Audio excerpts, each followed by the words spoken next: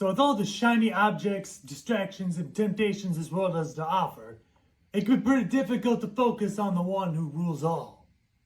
So here are 5 tips to help you lock in with Jesus Christ.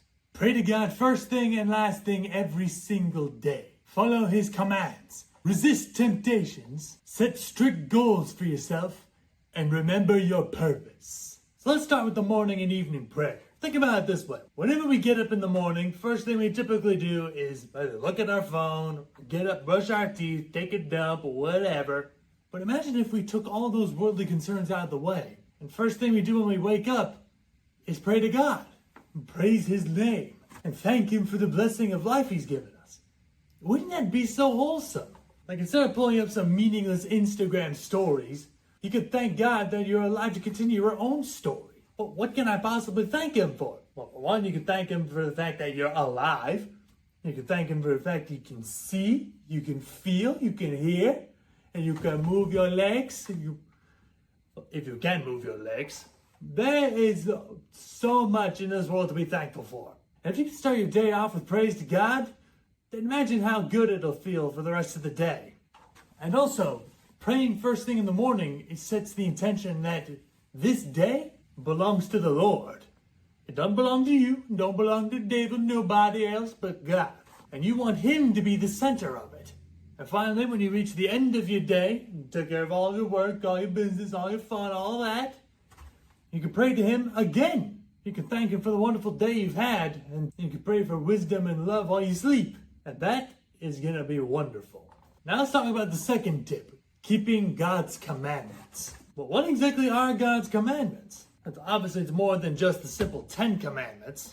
If you look at the books of the law in Leviticus, Numbers, and Deuteronomy, we find a lot of stuff that needs to be taken care of. We got food laws, we got purity laws, there's all sorts of laws and traditions. But in reality, following God's commandments is much more simple. There's really only 2 proper commands. Love the Lord your God with all your heart, all your soul, and all your mind, and love thy neighbor as thyself. So basically, love God and love others. Once you frame the entirety of the law like that, it becomes much easier.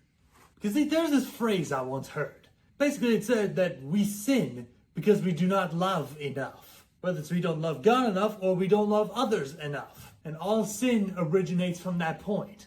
So if we allow ourselves to love God and love other people, doing good by God's law becomes second nature. What? Well, simply put, because we love God and we love other people, it's much easier to do good by them. Because we care about them. Because we care about them, we don't hurt them, we don't steal from them, we don't lie to them. And because we love God, we make sure to love Him and Him alone. So as long as we keep love in our heart, keeping the Lord's commandments should be a breeze. The third tip is to resist all temptation. Now you see, simply ignoring temptations isn't gonna help. Imagine you're sitting in a room, and in this room there's a table with a bowl of candy on it. Now you're of the understanding that if you eat this candy, you'll become more unhealthy. But all of that candy's just sitting there waiting to be taken. And so what do? Do you just stay around there, wait for the temptation to go away? No, what you do is you leave the room and just get out of there. Just leave that temptation to the side. Because you see, if we do not actively avoid the sources of our temptation, then why bother? See, simply ignoring that which causes us to sin is not enough to prevent us from doing so. We have to actively take that which causes us to sin and throw it out of our lives. Otherwise, we're just fools poking at a bear hoping it don't lash out at us. And that includes removing distractions as well. Like say you want to read your Bible, but you're stuck with looking at social media on your phone. Well, here's a tip to help you out with that. What you're going to want to do is take your phone and put it in another room and lock it away.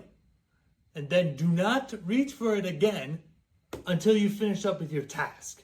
Be it reading your Bible, doing your homework, or getting work done in your business, or whatever you want to do with your life. Just take the distractions, put them to the side. So that way you can focus on what's actually important. The fourth tip is setting strict goals. Everyone goes around like, oh, I don't have any goals. And funny enough, all of them end up lost. They're like ships without navigators. Sure, they might be able to go wherever they want to go, but if they don't have a direction and a purpose for what they're doing, they're just going to be lost. sailing aimlessly throughout the sea. But if we have a strict goal in mind with what we do, now we have a direction. And once we have a direction, we can figure out what steps you need to take to go in that direction. And now we're not simply flailing about in the dark trying to find a way around. And now we can see the way forward. And whenever we lose focus or we lose the drive to do it, we can remember what we have in mind. And we can return our focus to what we want to do most. So set a goal and stick with it. And then all else becomes much easier. And finally, the fifth tip is to remember your purpose. Because as followers of Christ, we must remember that enrichment is not our purpose. Popularity is not our purpose. Spreading the Lord's word and living in accordance with his ways, that is our purpose. And we must keep that purpose at the center of our minds and the center of our ways. If not, then we will allow our successes to lead us astray, and we can become prideful and complacent. And in the end, the sword of consequences often arrives blunt. And so therefore, we must remember that all of these things, all of our success, all of our strengths, all of our gifts, all come from the Lord, to be taken away at his wish. So therefore, we must never forget who we are. Therefore, we must never forget who we serve and the love of he who died for us so that we may live forever. Well, thank you so much for watching this video. God bless you, and I'll see you in the next one.